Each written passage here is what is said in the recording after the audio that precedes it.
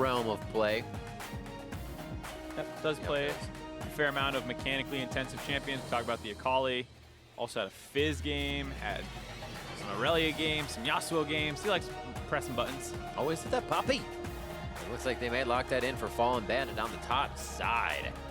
And he would be going up against Brandini's Ornn.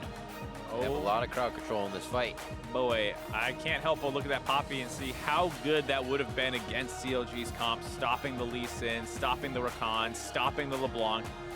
The Ornn pick, I get it, it's generically seen as a better champion, but against what CLG is playing, you gotta think that would have been amazing. And instead, we're gonna get the Malzahar point and click lockdown CC for all that mobility I was just talking about them having on the side of CLG Academy. I feel like there's almost too much. You look someone dead in the eyes with Malzahar and you have 3 other people on you in a second. Like, you have no chance to stand still.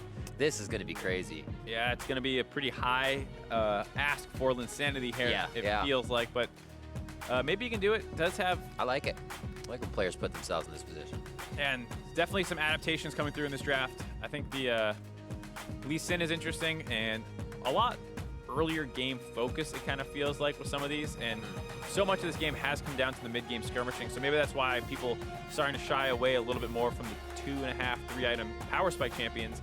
Like we said, Ashe going Blade of the Rune King is going to be a little bit better than the Storm Razor Zeal item that Xayah usually goes for. I think it's interesting that with the Rise still up, that Linsanity didn't go for that with some pretty solid plays in the last few games. A Realm Warp's coming up and more accessible kind of point and click stun CC than using that Prolific Visions to, or sorry, the Gaze to stop them out. Yeah, I mean, we'll have to see. There are some like nifty little tricks you can do, of course, with having the Kindred all come down on top of the... That's true, you get a little more time to dance. Yep, so we'll see, but they have a pretty 2 different comps finally here. Both still have tanks on the top side, but we start having the Assassin in the mid lane versus the Lockdown CC, the very mobile Ezreal versus the utility Marksman and Ashe. We're about to be on to the Rift now for game number 3. CLG Academy and 100 Thieves Academy both finding a win under their belt here to start off this best of 5 series and turn it into that series. Let's see who kicks up the dirt first here in Game 3 as we're about to be on to the Rift. CLG now back onto the blue side. 100 Thieves fighting off from the red. Hopefully we get to see a better start out of Wiggly here. See if anyone starts doing some level 1 shenanigans, because CLG is a team that often is, the organization I should say, is praised for having some creative thoughts on how to get advantages. And I bring it up all the time. You have level 1 mobility and engage available. You can potentially look for some tricky stuff. But right now, it's just the Braum show. You walk in, no one really wants a piece of you, and you combine it with Ezreal's long-range Q, you suddenly have a really good way of proccing that. If it lands, not going to be able to get in range, probably. A little bone plating, Fae Feather Shield. You just see coming up on Phil as he shines every few minutes. That's the passive. And he's good to go. Losing a little bit more mana. Uh-oh. Stunt down to half HP. Minions spawn. Probably not going to be wanting to back here, but they might just go for the hard red buff contest with the Braum Ezreal. It's something that we sometimes see, but it has gone wrong in the past. Things like Talia and things with strong level 1s can kind of contest it. Braum is definitely a tough one to fight against level 1 if you get those lockdowns. Definitely hard, but Lee Sin and Ashe are actually decent in level 1. Good Lee range. Sin in an all-in can go in and has a lot of abilities. Ashe can do exactly that. Just sit over the wall and from range hit a spread W like that, volley, and suddenly it's a little bit more difficult, but it doesn't feel like CLG wants to kind of go for that extended dance, and instead Wiggly's going to start moving to split the map, but Levi's already done with his red buff. Taking a little extra time may mean he can go right towards mid here without expectation from Tuesday. It's like Wolf Frenzy doesn't even get used. He's just trying to head up and actually catch them. A 3 pinch could happen here between Brandini and Linsanity as well, and he might have to flash over the wall if Wiggly can't find a safer way out. Brandini won't really have too much knowledge to push down just yet, and Wiggly skirts out just in time. Yeah, he was able to get there fast enough and still had his ward hop available. Yeah. If he needed to he did go have for that one, so would have probably been fine, but 100 Thieves still making sure that he can't split the map and hover up topside for too long or anything like that. But it does mean he will get the Scuttlecraft for himself for Wiggly, denying that first mark yet again. Interesting tough walk on by, but not be ready to get it. So a quick grab there. Seems like Tuesday chatting up with the refs on stage Mid lane's going pretty well for him. We'll see what's going on that. Odds on a water spill. Oh, pretty good. Pretty good. Well, now with the new cups, chances have been lowered. We'll see. So no water spill there. Yeah, we haven't had the camera around the mid lane very much with all the jungle invade action going on, so hard to know exactly what that pause might be about.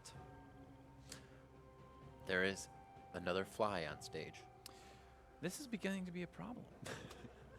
The flies have taken over. Yeah, there's well, who was it last week who had the fly problem in the keyboard? Oh, was that? It was CLG. It was CLG. Is this their go-to, like? It was, yeah, because it wasn't a rain over? Yeah, I think you're right. Oh, man. They, like, have, like, a little baggie of flies that, like, if you ever get in trouble, just open your emergency pouch. Release! Yeah. Go! Looks like we're going to get back in the game, It does though. look like we already, without extermination, we have safely removed the fly. I can't actually tell you if that's true or not. But the fly is no longer bothering. Don't lie to me, Rip. Ooh, nice trade. And we are back in. A bit of damage as everybody gets out of the pause. You feel like you're going to flex muscles a little bit. Ooh, a nice back and forth. Down to 300 HP as both of those corrupting potions are used in the top side. A little bit of that love we saw for Red Buffs fizzles out. Nobody really worse for the wear after that early game back and forth. Yep. So we'll have to see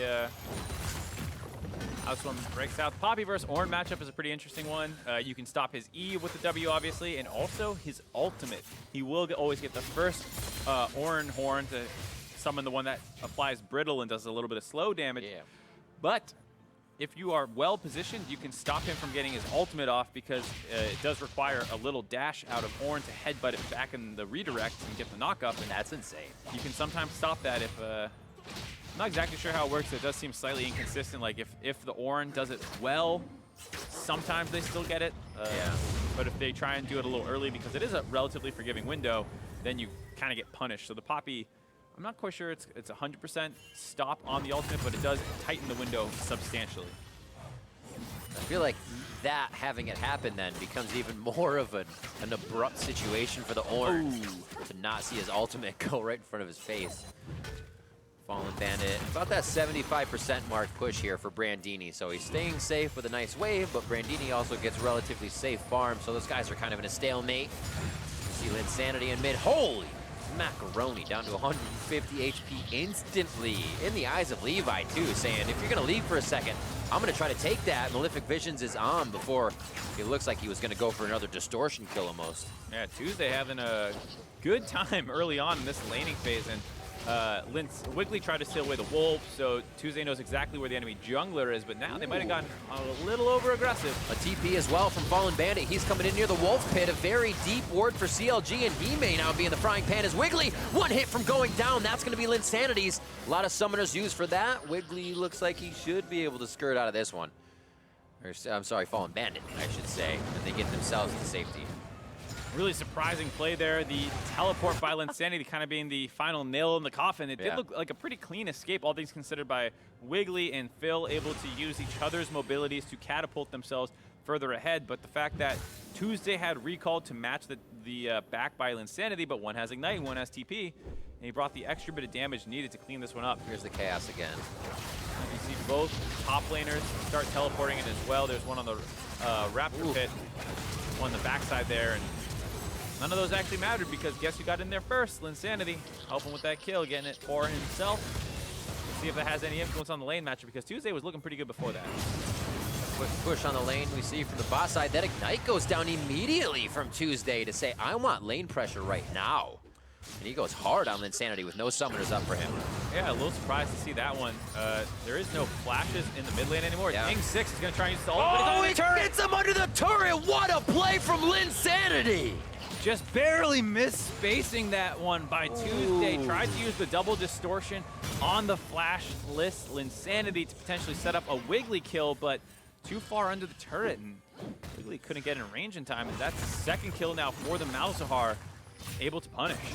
He almost kind of wrote it out in mid lane that he was going to aggress on Linsanity, and Linsanity baited him into it. Oh, my summoners are down, I'm a little farther out.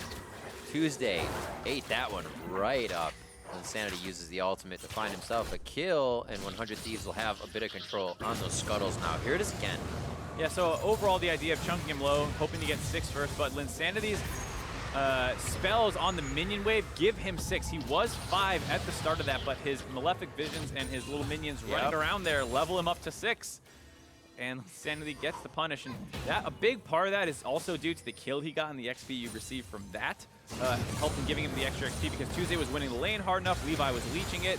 He missed a wave on the back. I think Tuesday just thought, I'm winning this lane hard enough, I'll hit 6 first, and did not know how close Insanity was due to death. If you're looking at CS and it's even, you assume they're right around the same minions dead as you are to hitting that 6. So that's a great point for that early kill experience on Insanity. Getting the better of Tuesday only slightly. Well, his damage from that LeBlanc still very big, kind of just sorting together some ability tomes there, so he can continue to put that out as he builds up his core items. Insanity with the Lost Chapter. Here comes the ultimate from Brandini. Yep, and there you go. There's the block. Nice job by Fallen Bandit, and he'll be able to waltz out of that one. No follow-up from Brandini after the ult. You see that does afford Poppy the ability to get pretty aggressive. Yeah. Dropping low there, you're concerned if another brittle stack gets on you and you get knocked up. Starts looking pretty scary, but you're fine with the W up. You're okay. CLG now with a ward that very much took them by surprise. That ward up on the top side of the map, the vision right by red side, was able to see Wiggly all first game, and that's how Levi really kept on him. Now CLG has the upper hand to see where 100 Thieves is, what they're doing. Infernal Drake isn't really on their mind as they back, but 100 Thieves definitely take that time to say thank you very much. Yeah, that's a classic punish on a timing for the blue buff. As soon as the blue side team goes for their second blue buff spawn handoff, you know where the jungler is going to be, you know where the mid laner is going to be, and it's nowhere near the bot lane. So you're able to kind of abuse that window to get the Drake for yourself. Well done there by Levi. Also, Phil with a good place down towards bot. He sees Levi waltzing around. They do have Wiggly here for help, but it doesn't look like anything will engage. A little bit of roam from Fallen Bandit, though, to mid lane. Let's see if he can find anything. Still no flash on Insanity. Potentially set it up for a flash wall stun by Fallen Bandit, but Insanity cheating down to the bot side of the map. Going to get his blue buff handoff now as well. Just fine. That timing. There's a good break on the spell shield. It's always such an annoying thing in the, not new Malzahar, but updated as it were. That he has a spell shield. Oh wow, Tuesday right there in his face. Will they be able to help Wiggly? One last shot in the burn going down from Levi. I thought Tuesday was going to take a bigger part in that fight, but he definitely feels that it was too dangerous. And Wiggly goes down again. Yeah, so many dots being applied to him there. The red buff by the Kindred, as well as potentially the challenging smite as well. Not quite sure if he dropped that one, but that combined with the damage over time from the Malzahar dots. So many dots. Dots on dots. Dipping dots, dipping them away. What do we got? 2 stacks, I believe that was for Levi currently. Yes, just 2 stacks. So he'll be looking to get 2 more before his ability upgrade and a little extra damage. The rest of the map seems to be quiet. Top lane is just a 1v1 between Brandini and Fallen Bandit. Wiggly and Levi kind of been finding each other or working on that bot side of the map most of the time. Fill in, fill out. Maybe if you got that W, could have tried to look for the all-in. There's no heal available in the bot lane. They have Exhaust and Ignite. Ooh. Oh, that was fast. Nice fingers on the flash there by Stun. Yeah, I really like that idea by CLG Academy. I think they definitely could have won that if they could connect on either of their ultimates. They have the Ignite available. Almost. Almost. This is a bit of a different game than we had seen in the first 2 when the team that got the early game advantage ended up losing. The comps were very similar. This time around, Tuesday not getting an advantage in the mid lane.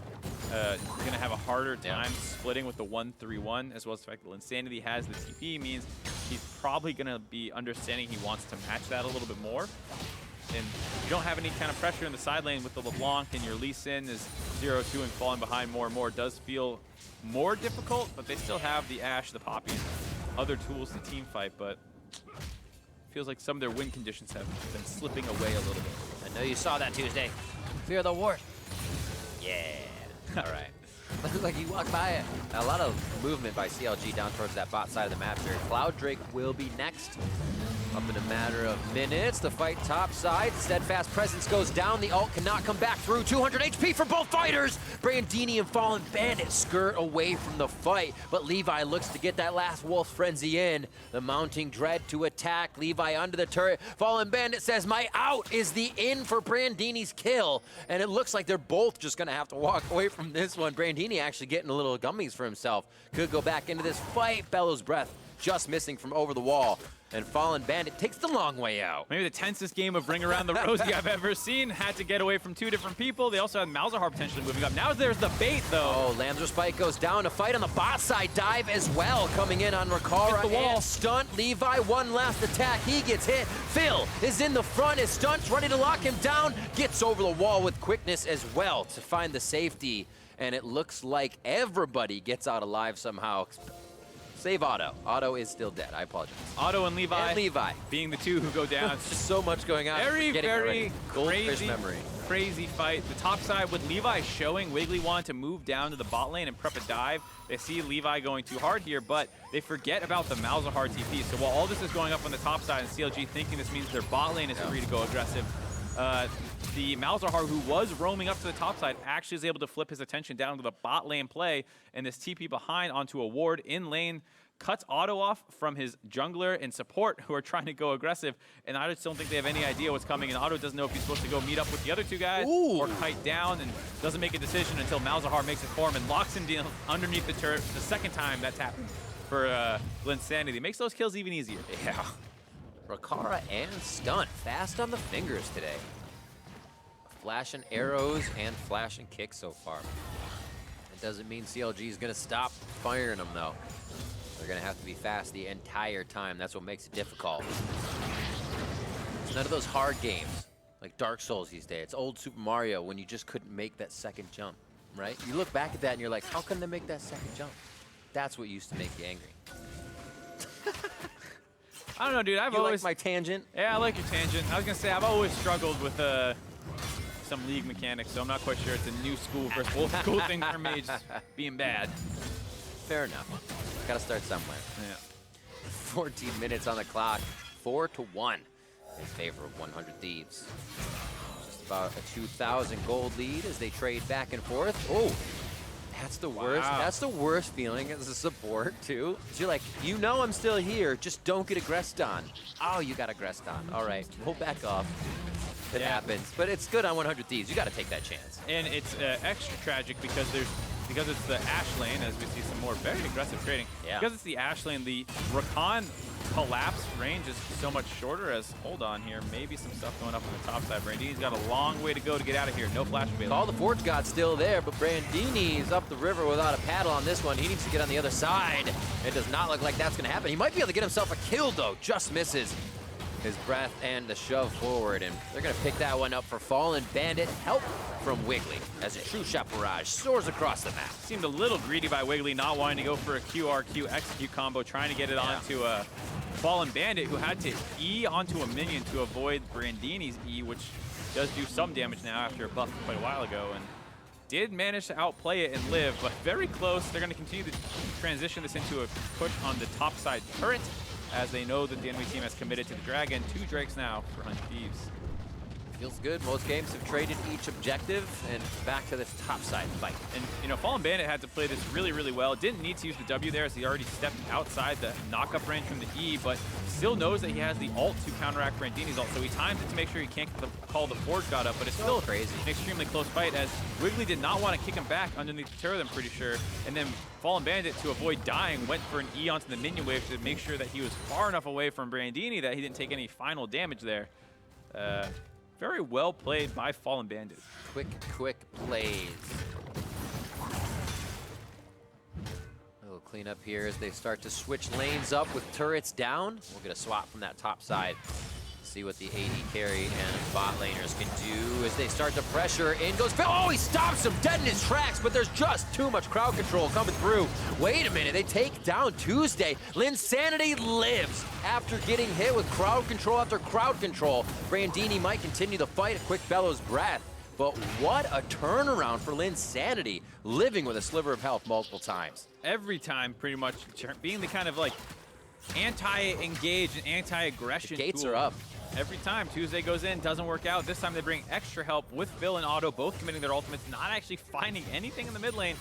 And now, as a result, Riccara is alone in the top side, pushing this turret down. He drops the 3rd of the game for 100 Thieves. All outers down, and they're able to grab the Rift Herald off the back of that.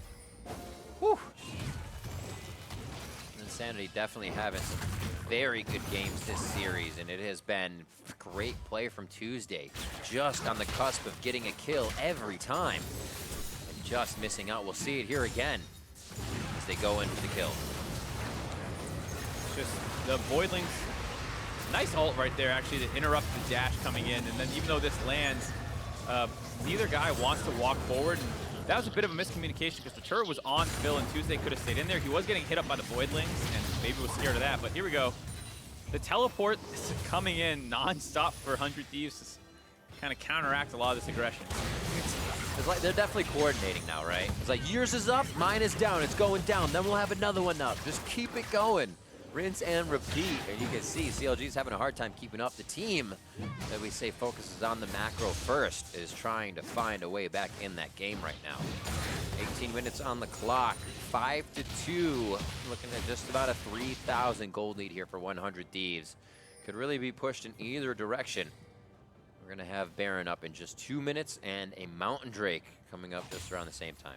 Yeah, hopefully they take it a little bit slower because we've seen some mistakes happen when people start forcing down around these objectives. Yeah. But I like that CLG has looked for so many of these plays, and so many of them are just barely not working out. But in a best of 5, this is the kind of stuff that can, if you don't have that kind of veteran presence like a Meteos to calm everyone down, this is the kind of stuff that can make your mental go boom. Yep. And very hard to recover from. It's also something that, you know, Fallen Bandit and the guys say is one of their strengths. I guess it was Tuesday that we're 5 rookies. You know, we're coming in here and we're quite strong. We feel like a great team together. We all know how to kind of use that with us. Well, they say that 100 Thieves kind of has that single skill prowess. They don't work too well together, but they're all great in each lane.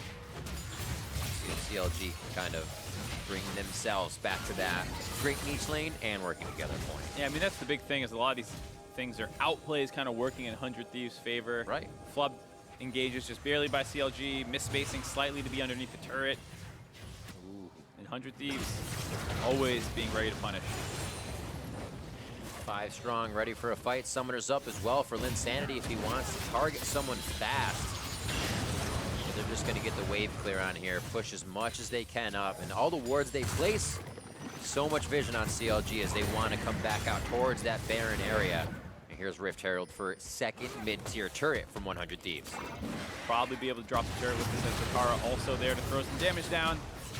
There you have it.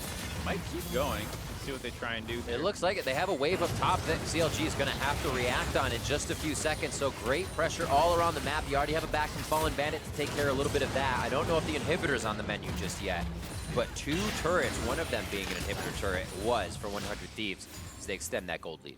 And it felt like with all the engage tools CLG has, they wanted to go in there, but the only one that comes in from any sort of range is the Ash arrow. Yeah. And then what is your follow-up? The Malzahar point and click lockdown potential scaring CLG, it felt like, from actually jumping in there and doing something about that. And as a result, it gets them the mid lane inhibitor turret out of nowhere. More dots and ticks, even if he can create one early. Madness already for Linsanity's 2nd item for that Leandry's coming in. A little surprising Burn. to see that. There are not that many high HP targets on the side of CLG. Right. And of course you do get the damage amp, but not sure that's a better buy than some of the other things, but who knows. So now he's got to buy a, now I can't even remember it. I was going to say Bramble Vest, but he just needs a Cinder. No, you don't need to go for that. Just get a Sunfire Cape, and you burn more. So if they try and jump on you while you're ulting, you get extra AoE. There you go. We was talking about that with Zyrene the other day when Sunfire Cape used to work when you were still dead. You could get people. Or the stacking or Sunfire. Stacking Sunfire Capes on Rammus. Great days. Here, none of that. You can still stack them. It's just not going to well, technically you can stack any item in League almost. Doesn't mean you should do it. Force of Natures. All the good stuff. Levi onto that Mountain Drake, actually, so he's going to be able to solo this quite nice. Where is he sitting? Currently at level 11. He does have his 4 stacks, so he feels great as Kindred. Yep, got that one after the siege in the mid lane. 20 minutes is a pretty fine time. You get the range advantage right when you pretty much start needing it the most in team fights. Obviously, the earlier the better, but the range, being able to hit front line safer is a big part of what makes Kindred a little bit easier to work with. Now you can kind of feel what CLG's mentality is right now, afraid of kind of straight up 5v5s, and they didn't want to pull it in the mid lane. Now they're going for the Fnatic brush camping strategies of looking for 100 Thieves as they fight for vision control and getting a 100-0 pickoff. Didn't find one that time, and now 100 Thieves starting up Baron. Ward on the back, hiding in, but they want the fight anyways, quickly taking down Tuesday. And now they're going to be continuing the fight onto Phil. Malefic Vision's burning down. Safeguard, no! True Shot Barrage comes over the shoulder of the rest of CLG to take down Phil. And now Baron with 5 tall 100 Thief members is going to go down. Wiggly just on the outside, looking for a Sonic Wave in to get the smite on the Lee Sin. He's almost in range, but gets pushed out. Rikara takes down Wiggly. Fallen Bandit now trying to skirt his way home, slowed.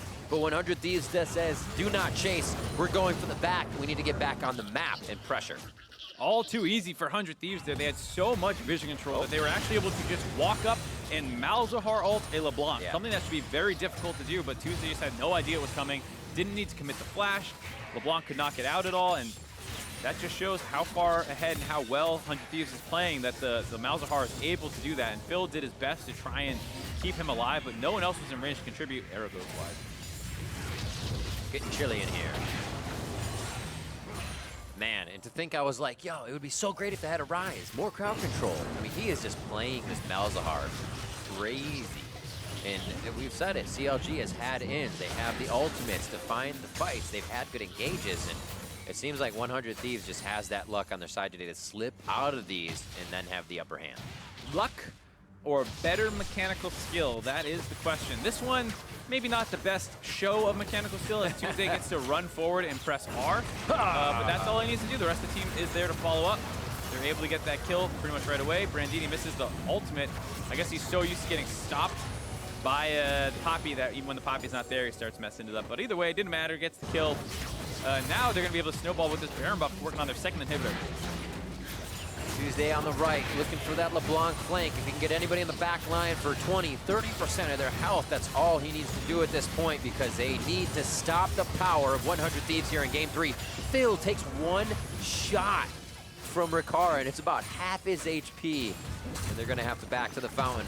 Brandini doing work on the other side of the map is going to be met with the team here as they head to bot side. Yep, already prepped this wave for the rest of the team to rotate over. They know the minions in the mid wave are already pushing. Now they have it, super groups in the top side as well. We'll see if they're as decisive as CLG was ending the game in Game 2, just pulling the trigger on their ultimates to zone them off the wave. Doesn't look like they even need to. Just over a 10,000 gold lead. The Orn Horn is blown, and Tuesday's on the front line and gets deleted along with Wiggly. 100 Thieves are in the base. Fallen Bandit doing what he can to push them away, but they are looking straight at the Nexus. The turrets stand tall as they stand between CLG and home base. First Nexus turret's going to fall 11-2 in favor of 100 Thieves with 25 minutes on the clock as they do it just a little bit faster this time. 100 Thieves take Game 3. 25-minute game off the back of some huge Malzahar outplays, denying all of the aggressive plays CLG was looking for. And with that, put themselves onto match point. Both teams are able to snuff each other out in these switch games. Obviously, 100 Thieves having the first one win, now they're 2-1. But when CLG had a chance to come at them from that red side, it was the same thing for 100 Thieves. They were not finding kills, they were not finding anything. So I'm excited to see what CLG actually has for next game, because I feel like, again, they're going to come out firing even harder. This feels like a game that's going to force some adaptations. You know, I think there's so many things that went so wrong in this game. The LeBlanc pick did not work out at all. I thought he was playing it pretty well, was getting good trades on the Malzahar, but when they tried to pull off the difficult mechanical plays that they need to make on this team with the Lee Sin, with the LeBlanc, they came up short pretty much every single time, and that's actually what handed the biggest leads to 100 Thieves, not 100 Thieves going out and forcing incredible plays. Absolutely. We definitely saw a lot of action as well from Levi and Linsanity this time, making his way around the map. But I think Linsanity absorbing so much pressure. Some of it luck, definitely some of it skill, and making sure they were on the upper hand of the kind of counter engages that happened off of that. So huge play coming from him, and both mid laners switched it up to come in this game. We asked if it was going to be a staring contest, and it looks like they kind of poked each other in the eyes a bit here with 100 Thieves coming out on top. And here's one of those instances, you're right there, and he baited sorry, level 6, as you said, which really got him that one. And that came off the back of a denial of an aggressive Wiggly invade. This time around, they counter out a bot side dive, making use of the TP, which it feels like CLG lost track of with all the fighting that's going on in the top side. And here, another pretty good attempt. And an arrow. Yeah, he reacts very well to stop the Rakan from doing anything there. How? And then a miscommunication about who had the turret aggro. And then here, they've gotten such a lead. They've done such a good job setting up vision control that when LeBlanc, who is usually so slippery, feels safe walking up here, just instantly, Malzahar ulted, nothing you can do about it, blown up. And that's all she wrote. The support falls right after, trying to keep him alive. And this is one of those very steady gold grabs, which is the first time we have seen that in this series, whereas most of the time it's bouncing back and forth for the first 20 minutes. I'll get my inner tube and ride down that thing, dude. That looks like a whole lot of fun. Obviously not for CLG. Got to recoup for coming into game 2 here. I'm sorry, game 4. And they've done it. They did it already. They said, yes, we can beat 100 Thieves. And they actually did it, as we see, just as handily as 100 Thieves is doing it. That game a bit faster, but CLG's putting out the same power. And they're kind of finding it from every lane. Fallen Bandit playing well, bot lane playing well, and Wiggly is stepping up for the team. Yeah, I think this is a good series where you get to see how teams are capable of closing games out with a single Baron buff. Most of the time, these guys are playing very aggressively and then continuing to force around those inhibitor turrets that are still up, where sometimes people go for the slow siege. Both CLG and 100 Thieves, when they get their Baron buffs and they're up against the enemy team trying to defend against the siege, you press your ultimates, you start going in, and either you kill them or you push them off the turret and you're able to take it down. And the fact that they're all doing this shows that they understand how to close the games out. Both teams kind of want more consistency out of their early and mid game, though. What do you think a definitive pain point for 100 Thieves is? What can CLG attack coming into game 4? I wouldn't mind seeing them try counter picks on the red side as they move back there, but I think the one thing would be maybe find some simpler champions to execute on, because when they had the Orianna, it was so many conditional things to have. Right, like there's so many ways to outplay where the Malzahar is just like, well, I pressed R and I stopped your Lee Sin kick, or I stopped your LeBlanc from going in. Right. I did like the engage tools that they drafted. I would definitely want to keep those, but outside of that, I would definitely look at the mid-jungle duo who have not really been able to synergize well enough to snowball off the mid lane, where it feels like a fair amount of these strategies are about attacking Linsanity. Absolutely. So 100 Thieves are now at match point. Stick around to see if they close out game 4.